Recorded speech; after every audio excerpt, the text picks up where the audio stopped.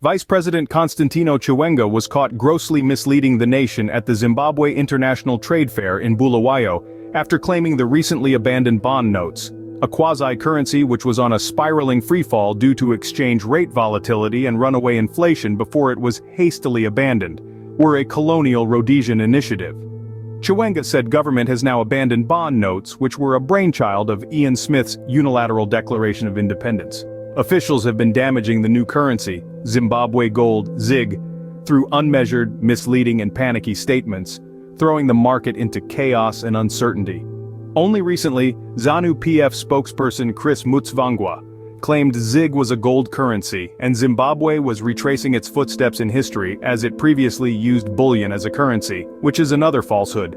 Reserve Bank of Zimbabwe Governor John Mushayavanhu also added his own controversy, saying ZiG is a product of World Bank consultations with government.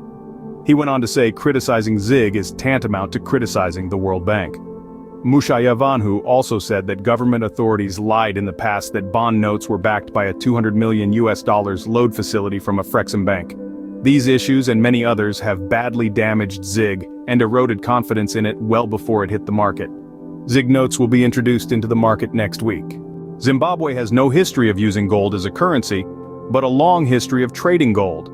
Similarly, bond notes were not a Rhodesian currency initiative as they were only introduced by the late former President Robert Mugabe's government in 2016. President Emerson Mnangagwa and his officials are desperate to make ZiG work to stem currency volatility and skyrocketing exchange rate-driven inflation. They claim to have gold and foreign exchange reserves to defend the currency, but are now resorting to coercive and repressive measures to ensure stability, which is futile. While Zimbabwe has a history of using gold as commodity and being part of the gold standard during colonial rule, it is untrue that gold has always been the country's economic mainstay and its currency.